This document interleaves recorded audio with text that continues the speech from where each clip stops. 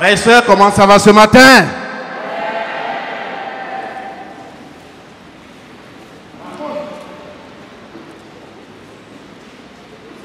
Ma femme et moi,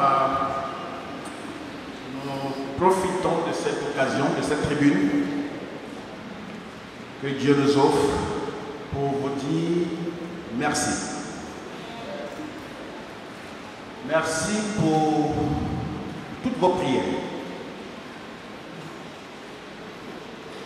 Lors du décès de ma chère maman,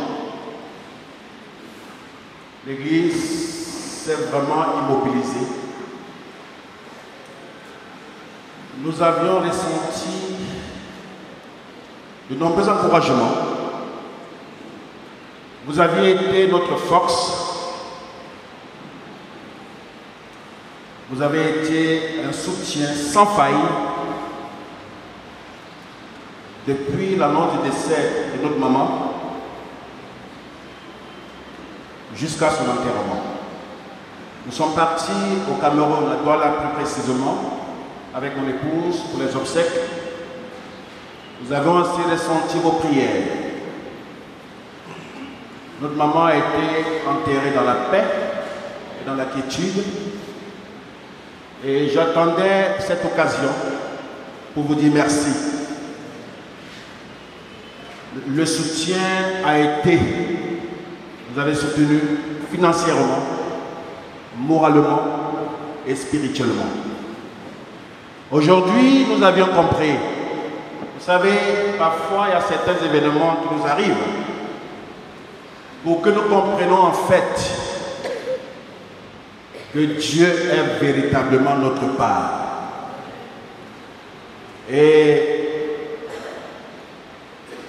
nous prions que Dieu vous bénisse et que vous donne au centuple tout ce que vous nous aviez donné. Que Dieu soit là. Amen, frères et sœurs. Nous sommes dans la mouvance de l'adoration. Adorons le roi des rois. Et le thème de mon message ce matin, c'est adorer Dieu malgré la douleur.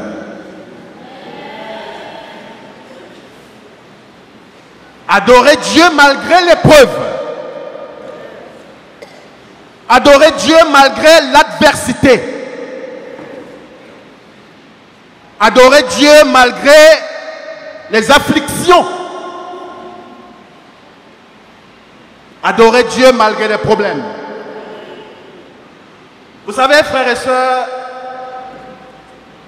ce qui se passe à nous est plus important que ce qui nous arrive. Je dis bien ce qui se passe à nous. Lorsque nous sommes dans l'affliction, lorsque nous sommes dans la douleur, lorsque nous sommes dans l'épreuve, est plus important que l'épreuve elle-même, que la douleur elle-même, que le problème lui-même. Parfois, face aux épreuves, les hommes deviennent amers, critiques et négatifs. C'est difficile, humainement parlant, lorsque nous vivons une épreuve, c'est difficile d'être positif. C'est là où nous exprimons toutes sortes d'amertume et de négativité.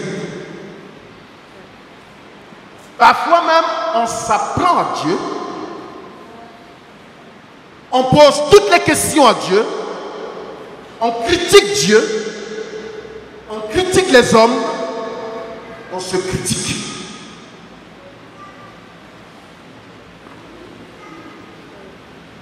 Mes frères et sœurs, il faut que nous comprenions une chose ce matin. L'épreuve révèle le vrai cœur de l'adorateur. L'épreuve révèle le vrai cœur de l'adorateur. N'oublions pas, frères et sœurs, en tant qu'enfants de Dieu, nous sommes des adorateurs. Et la Bible nous dit que les vrais adorateurs adoreront l'Éternel en esprit et en vérité. Nous sommes disciples de Jésus. Par conséquent, nous sommes des adorateurs. Mais je veux que nous sachions que c'est à travers l'épreuve que le vrai cœur de l'adorateur sortira. Amen, frères et sœurs. Baissons les têtes et prions. Éternel notre Dieu, Père de gloire, ce matin, nous venons t'exprimer notre joie de t'appartenir. Malgré parfois les circonstances négatives que nous pouvions rencontrer au vivre, tu mérites que nous t'exprimons notre joie. Tu mérites, Seigneur, que nous t'exprimons notre amour. Merci pour ce privilège que tu nous accordes ce matin. Nous prions ce matin, Père, que tu te révèles une fois de plus dans nos vies. Père, certains sont venus avec les différents mots. Certains sont découragés. Certains sont abattus par les diverses épreuves. Père, certains sont venus en pleurs. Certains, Seigneur, ont des problèmes. Et ce matin, je prie que tu te révèles personnellement à chacun d'entre nous. Et que tu nous amènes, Seigneur, à comprendre que c'est dans l'épreuve où tu te glorifies. Bénis cet instant. Efface ma modeste personne. Assujettis la chair. Et fais prévaloir ton esprit. Et que ta parole, Seigneur, que nous allons entendre une fois de plus, produit des effets positifs, bien sûr. Merci pour ton amour et pour ta grâce. Bénis cet instant. Nous t'aimons beaucoup. J'ai prié au nom de Jésus. Amen. Ésaïe 8.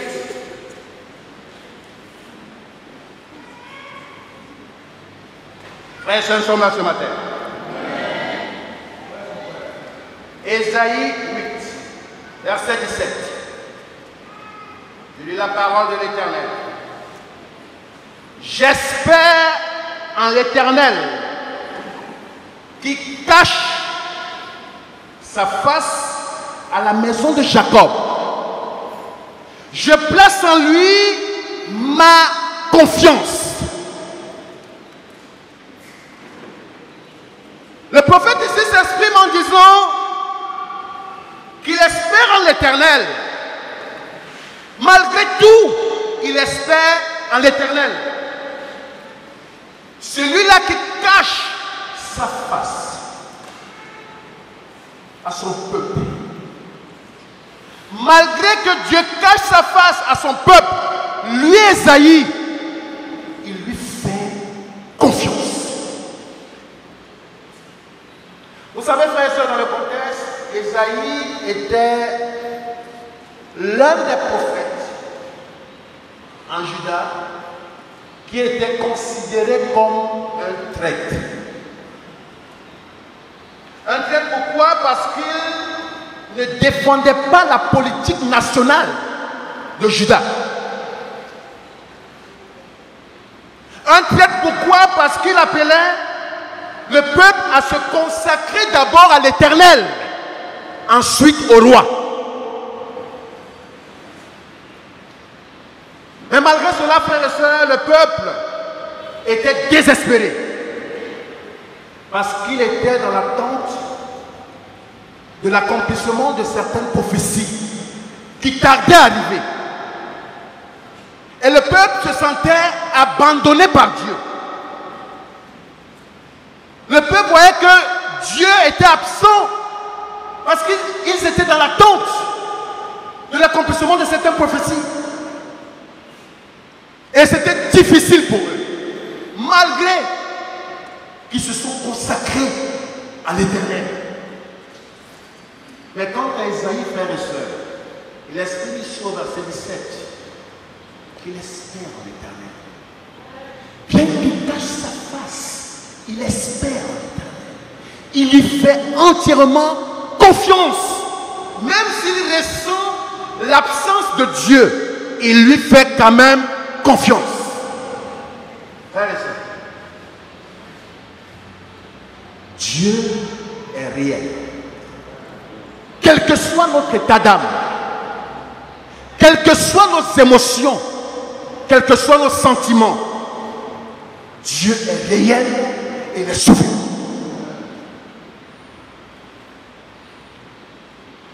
Notre fixation dépendra de notre état d'âme. Car c'est facile, frères et sœurs, je dis bien, c'est facile d'adorer Dieu quand tout va bien. C'est facile d'adorer Dieu quand tout va bien. Dans nos vies, quand nous avons la santé, oh Dieu est bon. Oui, quand nous avons à manger, on mange matin, midi et soir. Dieu est bon. Lorsqu'il y a des bonnes nouvelles qui viennent par-ci, par-là, Dieu est bon. On l'adore avec tout notre cœur. Lorsqu'il y a des situations agréables, Dieu est bon. Mais ma question, qui est mon premier point, est de savoir comment adorer Dieu. Comment adorer le Seigneur quand tout va mal? Comment adorer le Seigneur quand tout semble aller mal? Psaume 10.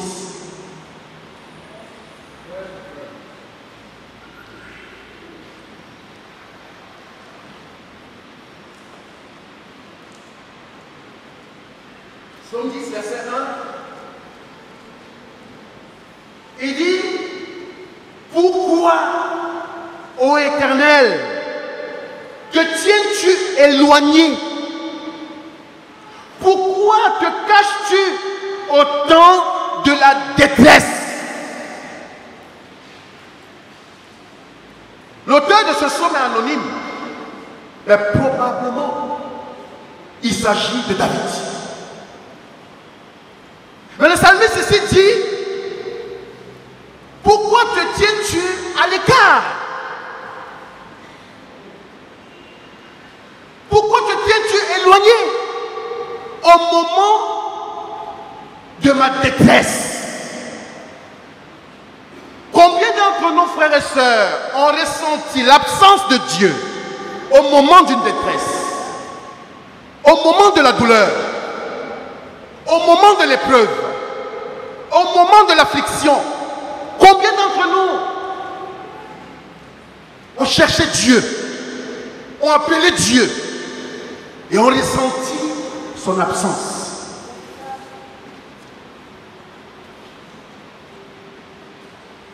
Comment réagissons-nous, frères et sœurs, lorsque nous avons le sentiment d'être abandonnés par Dieu?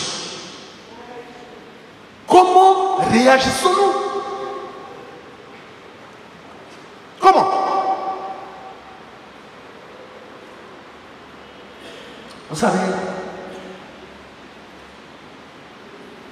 le niveau le plus profond de l'adoration consiste à louer Dieu malgré la douleur. À louer Dieu malgré l'épreuve. À le remercier malgré la douleur.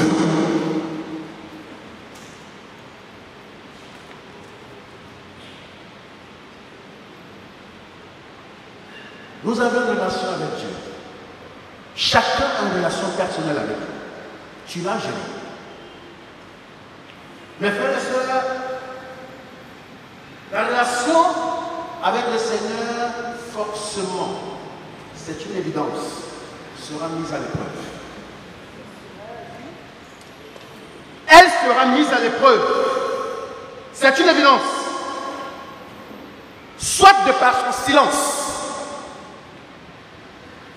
soit de par ce ressentiment que nous puissions avoir qu'il est absent, qu'il n'est pas présent.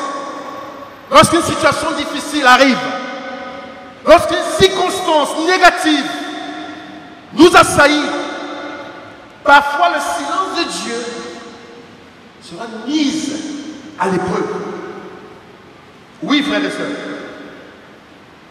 n'oublions pas que toute relation implique des moments de communion et des moments de séparation. Parfois apparente même. Oui, toute relation. Parce qu'il est admissible que le psalmiste, qui est ici un adorateur, ressent l'absence de Dieu.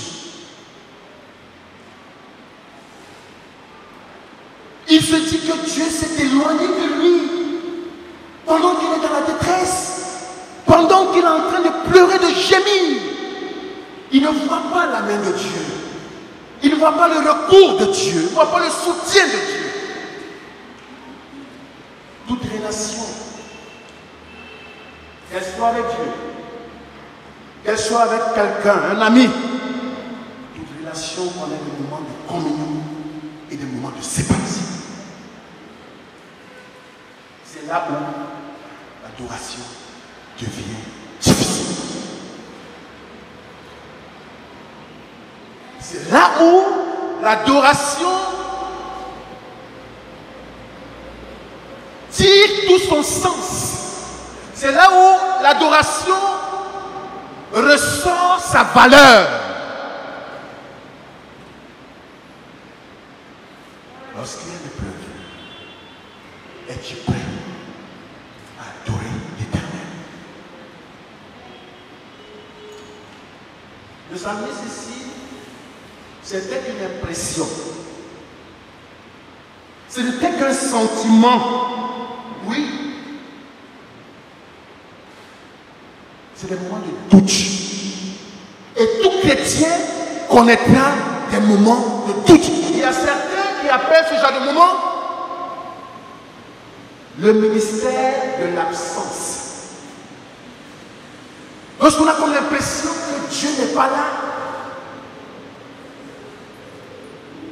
tous les actes spirituels nous les posons, mais nous ressentons toujours l'absence de Dieu.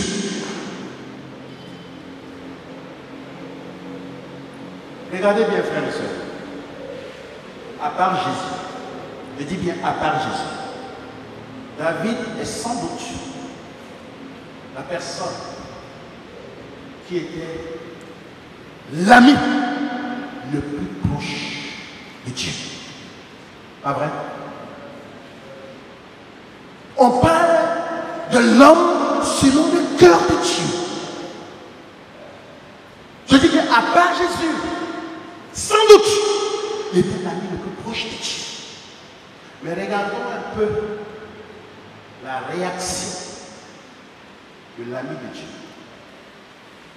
Regardons la réaction de l'homme selon le cœur de Dieu. Psaume 22.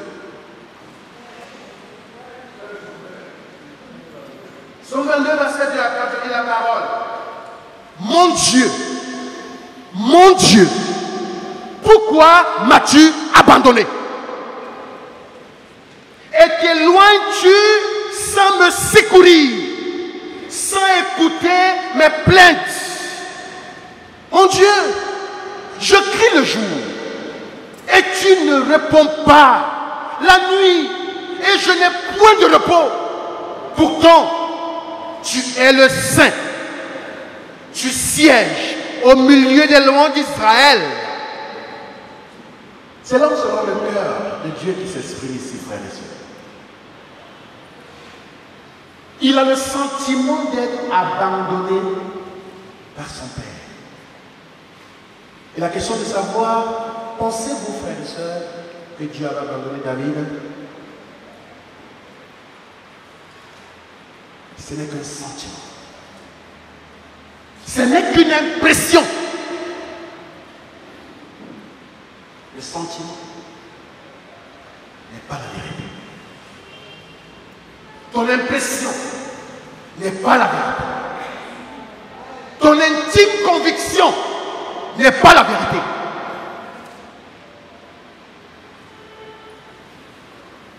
L'intime conviction tire sa force de nos pensées.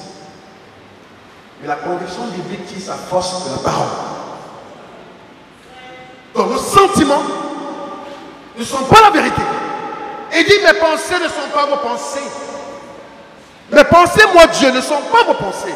Et David ici est en train d'exprimer qu'une pensée. Il sent que Dieu a pardonné. Combien d'entre nous nous sentons comme ça ce matin? À cause d'une épreuve, à cause d'une difficulté, à cause d'une douleur. Elle peut être continuelle, frères et sœurs. Mais il faut que tu saches que tes sentiments ne seront jamais la vérité. Ton impression ne sera jamais la vérité. Jamais. Dieu n'avait pas abandonné David. N'oublions pas que Dieu nous a promis qu'il ne nous abandonnera jamais. N'oublions pas que Dieu nous a promis qu'il ne nous délaissera jamais. Il a dit dans Josué 1, jamais je ne vous abandonnerai, jamais je ne vous délaisserai. On ne sait pas la vérité que David est en train de dire ici. C'est un sentiment qu'il exprime. C'est comme ça qu'il se sent. Donc de grâce, mon frère, ma soeur, ne mets pas tes sentiments au-dessus de la vérité. Ne mets pas tes impressions au-dessus de la vérité. Parce que la vérité ne changera pas. Mais tes sentiments peuvent changer. Tes impressions peuvent changer. Mais la vérité ne change pas. Amen, frères et sœurs. Mais ce que Dieu ne nous a pas garanti, ce que Dieu ne nous a pas garanti,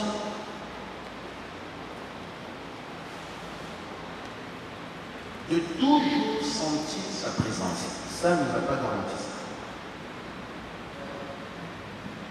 Il ne t'a pas garanti que tu ressentiras toujours sa présence. Non.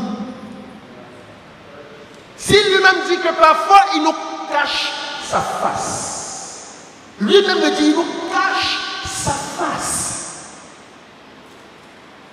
il ne nous a pas garanti sa présence. Oui. Remarquons bien, parfois tu peux te réveiller un matin. Tu ne ressens rien. Je dis bien, tu ne ressens rien. Si ça ne t'est pas encore arrivé, pose-toi la question de savoir si tu es chrétien. Tu ne ressens rien. Aucun sentiment spirituel. Rien. Tu pries, tu médites, tu jeûnes. Rien. Parfois même, tu as comme l'impression que peut-être c'est un péché caché. Maintenant, tu te mets à chercher, à fouiller, à bêcher dans ton cœur. Tu cherches, peut-être c'est un péché. Tu trouves ton formateur, ta formaté, tu confesses, mais tu reviens, même chose.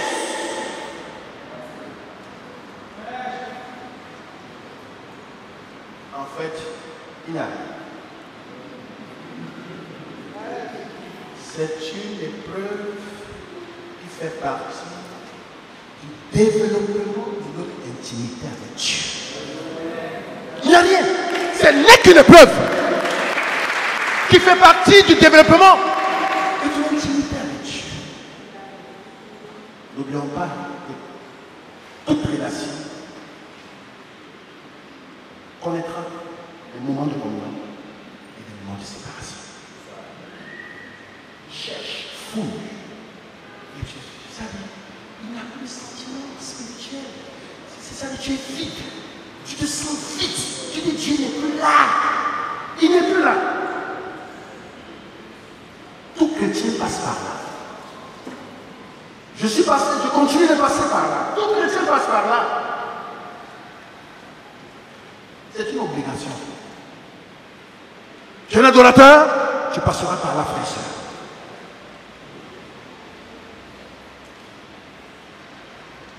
Allons-y dans le champ. Généralement, lorsque nous passons le moment ici, c'est notre livre préféré. Quand on parle d'un moment difficile, Job. Allons-y, Jobé. Allons-y dans Job. Job 23. Verset 8 à 10.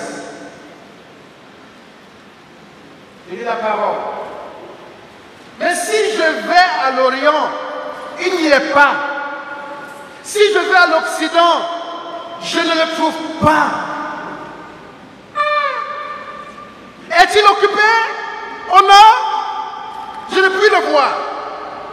Se cache-t-il au midi? Je ne puis le découvrir. Il sait néanmoins quelle voie j'ai suivie. Et s'il m'éprouvait, je sortirais pur comme l'or.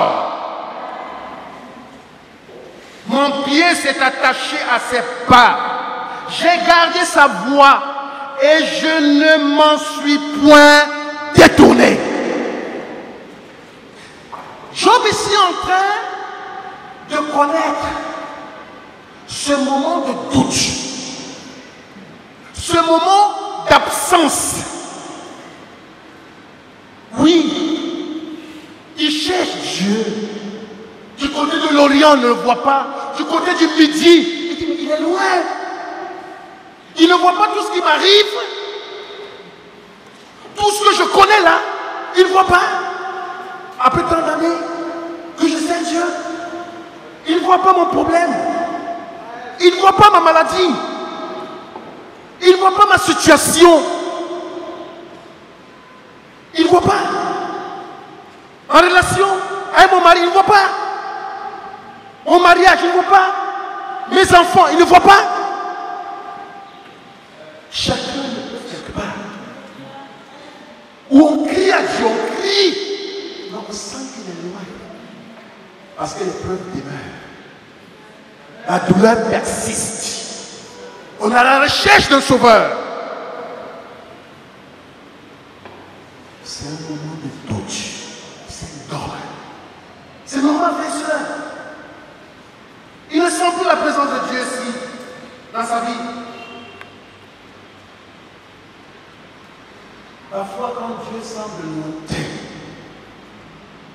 nous avons l'impression comme s'il est fâché contre nous. Il est fâché. Il est fâché.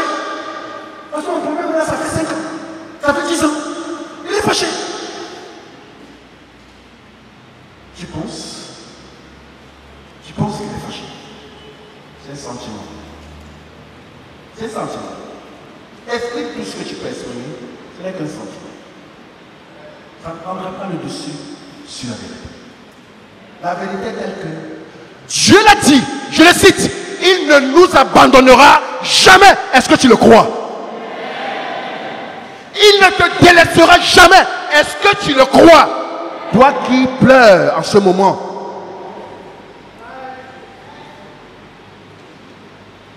Est-ce que tu le crois?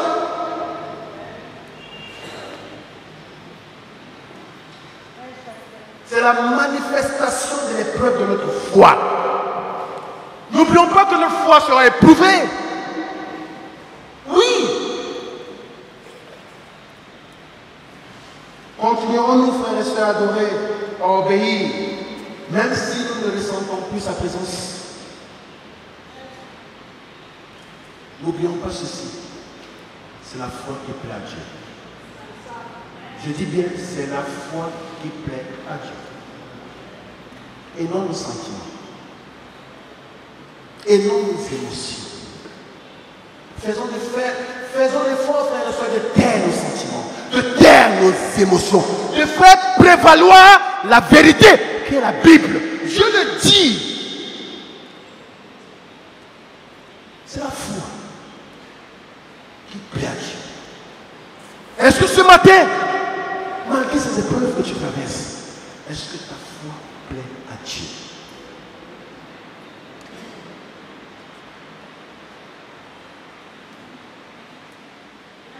Est-ce que ta foi plaît à Dieu?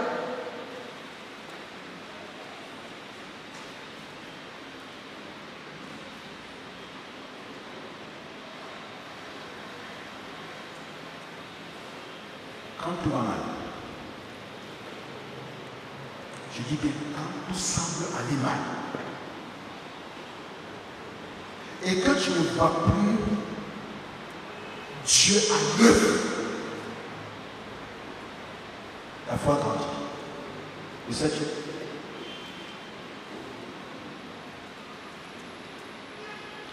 la foi se valorise dans l'épreuve.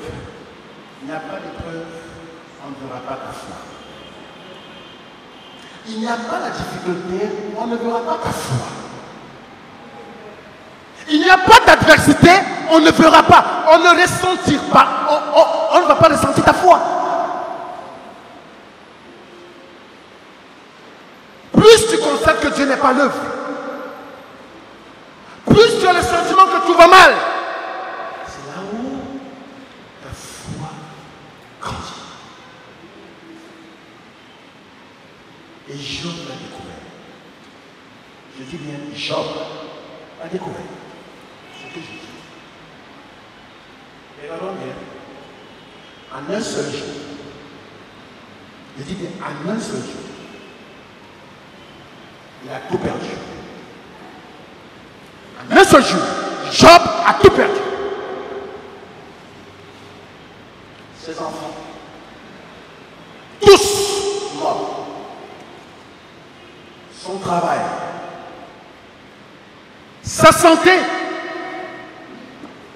et tous ses biens, tout perdu. Le corps, ça c'est rien. Ce qui fait encore très mal à Jean, c'est pas le fait qu'il perd ses enfants, qu'il perd son travail, qu'il perd sa santé, qu'il perd ses pieds, le corps. C'est que depuis le chapitre 1 de Jean, Dieu ne s'est plus manifesté. Dieu est resté silencieux pendant 37 chapitres. Où Dieu ne lui dit rien, où Dieu ne réagit pas, malgré ses nombreuses afflictions, Dieu est resté silencieux. 37 chapitres, il parle, il pleure, ses amis parlent, ses amis pleurent. Job est resté, Dieu est resté silencieux, comme si rien n'arrivait à Job. Combien d'entre nous nous sommes sentis comme ça? Dieu, tu ne vois pas. Tu ne vois pas? Tout ce qu'on me fait, qui te fait? Qui a le pouvoir de te faire? Qui a l'autorité de pouvoir toucher à ton devenir? Personne. N'accuse pas celui qui est face à toi. Ne m'accuse pas non plus. Parce que pendant les plaines de Job et tout ça, au chapitre 38, Dieu décide de répondre à Job et de la plus belle des manières, frères et sœurs, en lui posant des questions spécifiques. Job, lève-toi. Voilà quelqu'un qui parle de moment difficile, qui est affligé. Voilà la réaction de Job, de Dieu, pardon. Après 37 chapitres où il est resté silencieux, il dit, lève-toi. Lève-toi, je veux te parler. Je veux te parler. Lève-toi. Tu es qui? qui pour obscurcir mes plans? Tu es qui pour obscurcir mes desseins? Quand je créais la terre et le ciel, tu étais là. Quand je délimitais la terre, est-ce que tu étais présent? Quand je créais l'hippopotame, tu étais là. Tu es qui? C'est le con. Pour dire que frères et sœurs, malgré la douleur, malgré les épreuves, malgré la difficulté, nous n'avons pas d'excuses pour tout ce que nous avons exprimé. Nous n'aurons pas d'excuses. C'est une affaire de Dieu et toi. C'est Dieu et toi. Ne mets pas une personne dedans. Dieu veut bâtir quelque chose de glorieux dans ta vie. Quelque chose de glorieux. Il veut bâtir. Tu es en train de passer par le monde. Ah oui.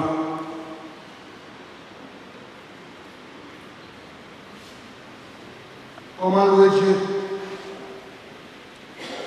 Quand tu ne comprends pas ce qui t'arrive.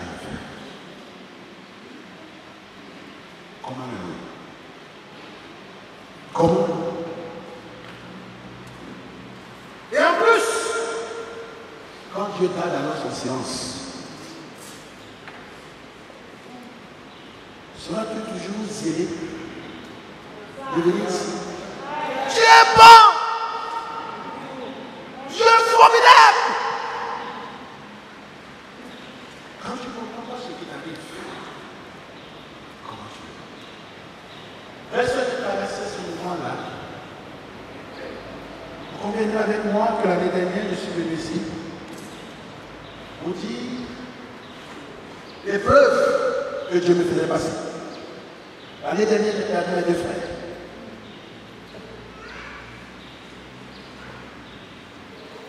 À moins d'1 an. L'année dernière, mon petit frère, le dernier, portait ça. Ça fait 3. Mon père, déjà mort. Cette année, j'ai perdu mon maman. Dans la famille de cette personne, se retrouve à deux. En l'espace de 2 ans.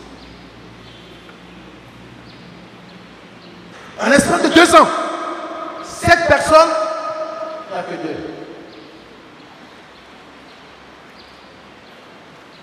Frères et sœurs, tant que tu passeras pas par là, tu ne grandiras pas. C'est là où j'ai réalisé, frères et sœurs, que Dieu est ma part. Si je vais chercher des parts dans ce monde, je vais pleurer toute ma vie.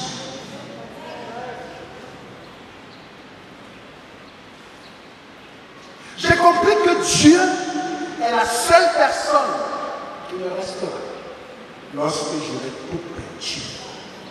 Parce qu'en réalité, la vérité est que nous allons tout perdre. Ici-bas. Nous allons tout perdre. C'est là où tu verras la valeur de ton Dieu. Je dis que Dieu est ma part. Et c'est là où ça dit, il faut que nous arrivions à un point où réjouis-toi en Dieu. Point. S'il y a des choses auxquelles tu te réjouis, sache une chose, ces choses-là vont disparaître. Mais ta réjouissance doit être en Dieu. Amen. Job, verset 20, il dit,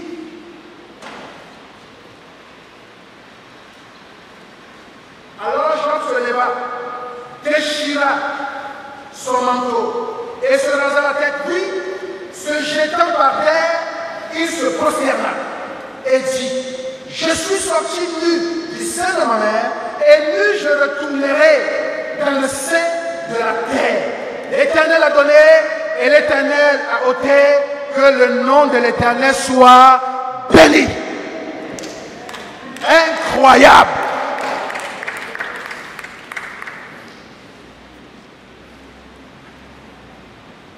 Pendant que tu es assis là, on cambriole ta maison.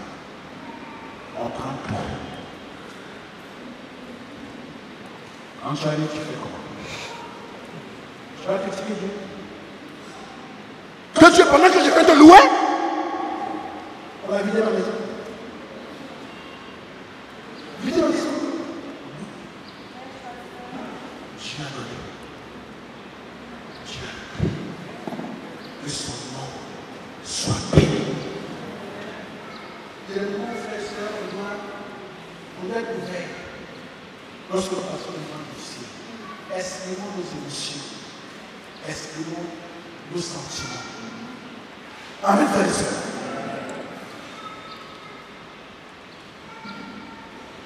Exprimons nos émotions, exprimons nos sentiments. Parce qu'il y a beaucoup de choses qui m'arrivent. Depuis l'année dernière, non, cette année, à part que nous avons perdu 5 frères et sœurs. C'était difficile. Difficile. Et la semaine dernière, il y a un frère au nom de Samy qui a perdu ses 2 enfants. Ces 2 enfants ont été assassinés. Et il dit assassinés.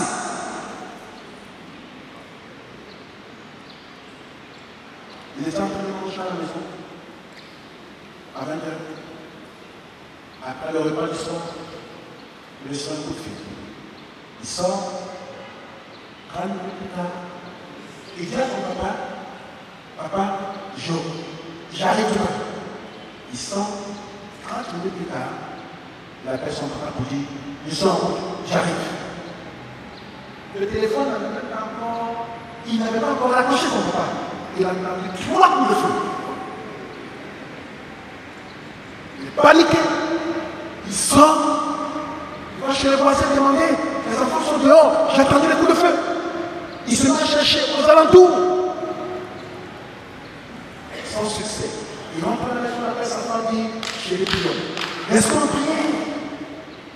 Restons en prière. Pendant qu'ils sont en train de prier, à 2h du matin, il reçoit un coup de fil de son blanchisseur. Là où il partait souvent laver ses habits, il passait ses habits, parfois il envoyait ses enfants. Donc, le blanchisseur connaissait ses enfants.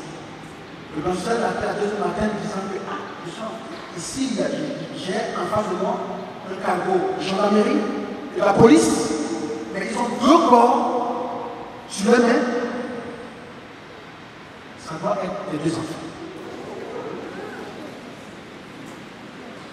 Et il vient courant et il constate effectivement ces 2 enfants ont été abattus froidement.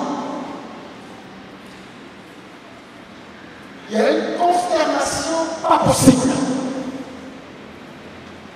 Je suis arrivé dans la décision, frères et sœurs, on ne peut pas consoler le frère, on ne peut pas consoler la sœur. Les moments, tu vas dire quoi? Vous savez, frères et sœurs, il y a certains événements qui vont nous arriver, auxquels nous n'aurons pas de réponse. Tu vas chercher pourquoi tu n'auras pas de réponse. Seul Dieu a la réponse.